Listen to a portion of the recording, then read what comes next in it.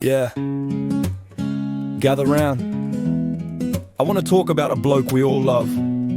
A bloke that used to be built like a brick, but now sized like a schoolboy.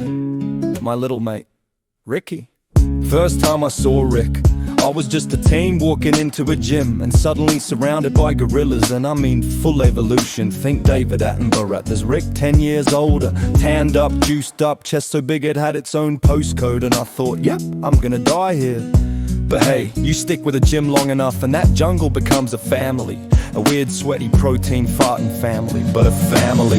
Back then I kept seeing this little red Swift GTI in the car park, lower than the self-esteem of a bloke who skips leg day. Suspension stiff enough to shorten your lifespan, and of course it belonged to Mel, queen of horsepower, questionable ride safety. Fast forward to Mel's with Rick, I'm with RD, and I finally talked to the bloke instead of studying him like a rare primo. Turns out we had hips in common, sport, classic cars, hard work, and a deep magnetic attraction to bossy women. The kind of organize your life, but we both needed it. Sure, we had differences. I cooked, he ordered takeaway. I drove fast, he drove like he was sightseeing on a mobility scooter. And naturally, I was the handsome one. And Rick? Yeah, well, we tried, and because I'm a foot taller, I started calling him my little man. And not just because of height, but because he could genuinely wear clothes a 20-year-old wears. But Rick is in his 50s, full Angus Young energy, schoolboy height, schoolboy wardrobe, grown man attitude. Now look, being the great bloke he was is especially impressive considering his dad was, well, let's be honest, the bloke was a full-blown cunt, that Dick Harder warped sense of reality, an absolute cock. But Rick didn't inherit a single bit of it. Mate came out the other end, a gentleman, a loyal mate, a genuinely good human.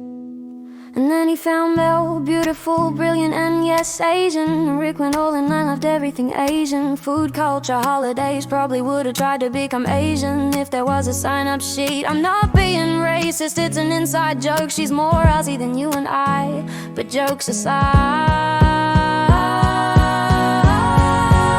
this bloke built a business from nothing, Sweeney air conditioning, powered by sweat, reputation and coke. Hey, I mean the type that comes in a can, leave white lines to our mate RT. We traveled together, watched each other get married, raised our families and lived like brothers. And every chat, every single one, he'd sneak in something about Mel or Jack or Ruby. Soft voice, quiet pride, heart full. So here's the truth.